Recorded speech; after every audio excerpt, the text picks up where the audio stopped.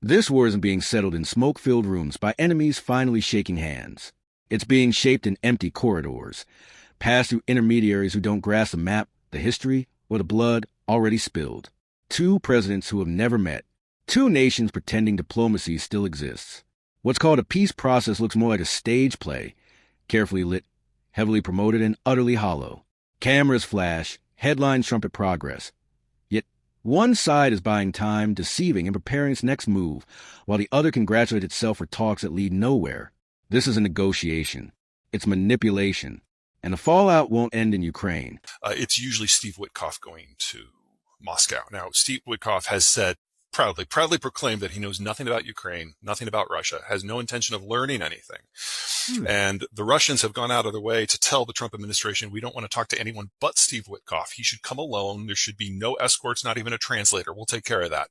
And so basically what happens is Witkoff walks in, they sit him down in the Kremlin, they tilt his head back, they pour a few liters of Russian propaganda down his throat, and then send him off back to Washington where he vomits it up in the Oval Office. And that has been U.S. policy, because they're like, we won't talk to Steve if you talk to Zelensky.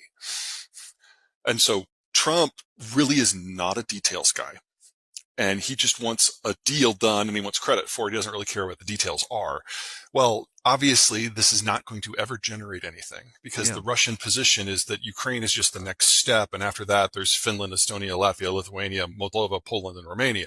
And so any deal with the Russians is temporary at best while they reposition, rearm, and refresh their forces. What's being revealed here isn't diplomacy at all, but the dangerous illusion of it. This communication channel isn't grounded in expertise or strategy. It's built on exploited ignorance. One side chases applause and speed instead of substance, while the other treats every pause as time to reload, regroup, and expand. That's why any agreement forged this way isn't peace. It's a countdown to the next war. What's been exposed isn't a failed negotiation.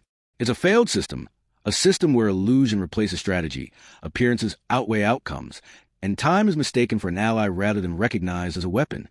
While diplomats posture and intermediaries drift blindly between capitals, something far more merciless has already taken control of the battlefield. A force that doesn't negotiate, a force that doesn't lie, a force that doesn't care about propaganda, speeches, or excuses. It simply arrives and freezes everything. Winter has entered this war as its most ruthless commander. It wears no insignia, issues no orders, and cannot be threatened.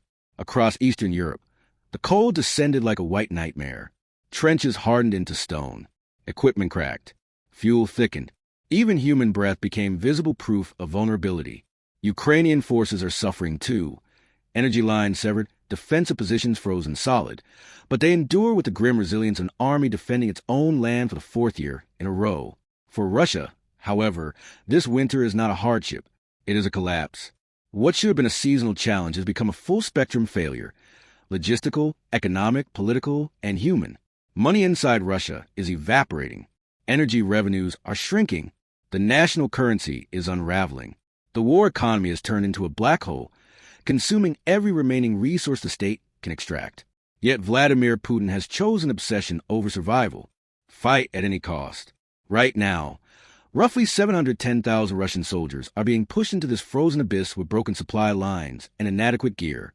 The scale alone is staggering, but one image captures a catastrophe better than any statistic. On the Kupiansk front, a Russian soldier is seen desperately trying to melt ice from a frozen plastic bottle just to avoid dying of thirst. That moment exposes everything. An army that cannot deliver water to the front cannot deliver fuel, ammunition, medical evacuation, or sustained combat power. Winter has also destroyed the myth of concealment. Snow doesn't hide movement, it betrays it.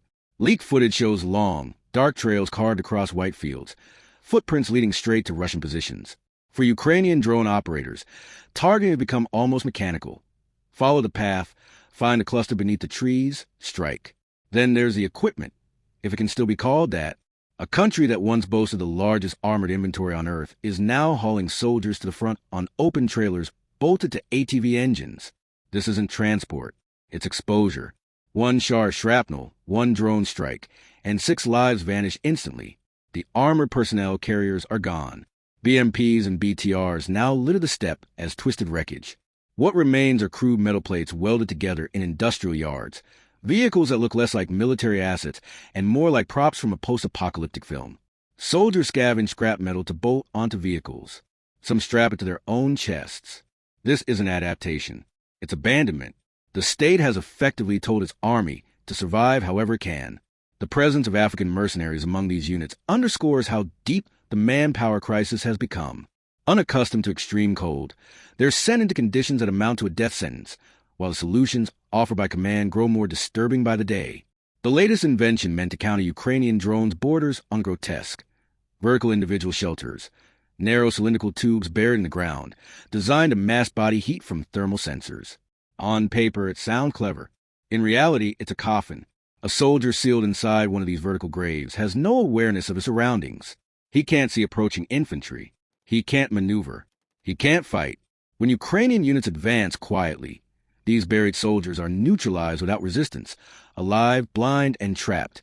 This isn't innovation. It's panic institutionalized. And the catastrophe doesn't end at the front. Thousands of kilometers away, deep inside Russia, the consequences of this obsession are tearing the country apart. In Siberia's Irkutsk region, temperatures plunge below minus 35 degrees Celsius. At that exact moment, the power grid collapsed, not because of the weather, but because maintenance budgets had been sacrificed for missiles. Transformers weren't replaced. Infrastructure was neglected. People froze inside their homes. Schools shut down. Authorities scrambled to open 68 heating points for more than 2,000 people. Imagine living in the country with the largest natural gas reserves on Earth and lining up at a tent just to stay alive. Further east, in Kamchatka, snowfall turned apocalyptic. Drifts rose to the 4th and 5th floors of apartment buildings. People dug for hours to find their cars, often uncovering someone else's instead. Municipal services were absent. No plows, no crews, no fuel, no budget. Entire cities left to battle nature alone while resources vanished into Donbass. Even Moscow is cracking. Commuters from surrounding regions stand in lines hundreds of meters long at bus stops in minus 20 degrees Celsius to minus 30 degrees Celsius cold. Buses scheduled every 5 minutes arrive after an hour, or not at all.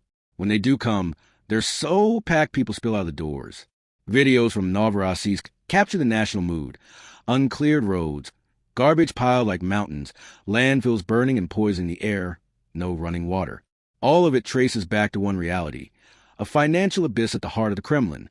Official defense figures project calm and control, but analysts estimate the true cost of the war exceeds 15.5 trillion rubles once hidden expenditures, compensation payments, and security costs are included. This is a war economy unseen since the Soviet era. Education, healthcare, infrastructure, everything's sidelined. The budget has become a weapon, rigid and unforgiving. That rigidity is a danger. As growth slows and energy income fluctuates, financing this war becomes impossible without triggering hyperinflation or social breakdown.